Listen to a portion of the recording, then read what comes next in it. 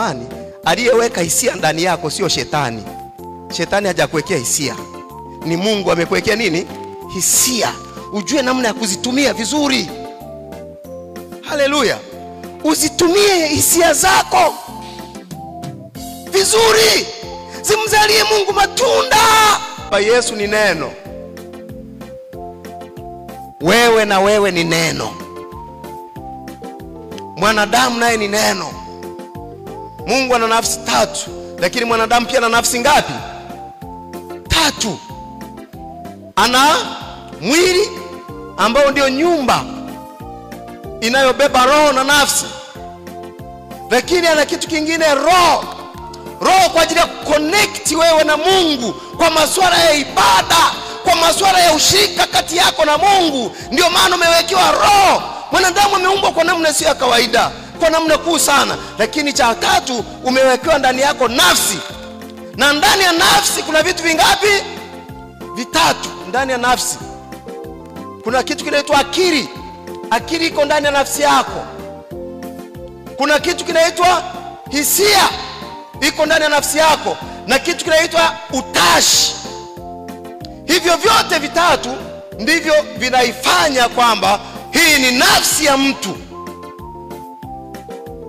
Sasa ndio maana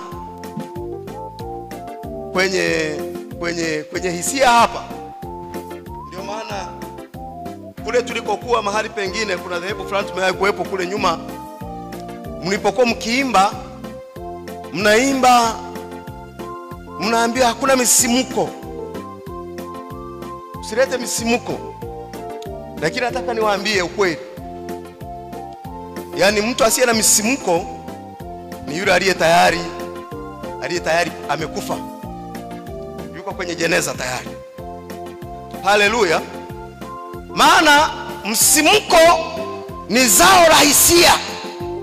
Haleluya. Sasa kama hisia zako hazipo, ina maana wewe umekufa. Ndio maana mkiimba watu msio na hisia, maana kwenye misimuko hapa inategemea unasimukia nini. Tatizo linakuja unasimukia nini. Haleluya. Unakuta yani watu wamekaa, unafikiri wamepigwa misumari. Yani amejikaza shingo tutoe zile takataka zingine, tuwe free kwenye nyumba ya Bwana. Mungu anataka watu walio free kwenye nyumba yake, wanamwabudu wakiwa huru, wakiwa na hisia zao. Kama mtaki hisia, mtuondolee hivi vyombo vyenu hivi. Vina maana gani hapo? Mmevileta vya nini? Bwana asifiwe sana.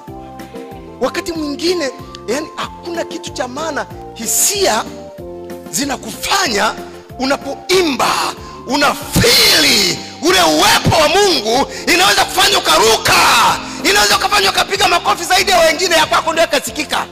Zile ni hisia. Hisia zinaweza kufanya ukalia.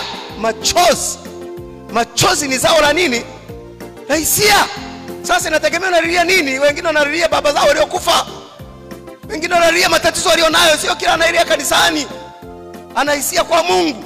Kwa hiyo wewe rekebisha.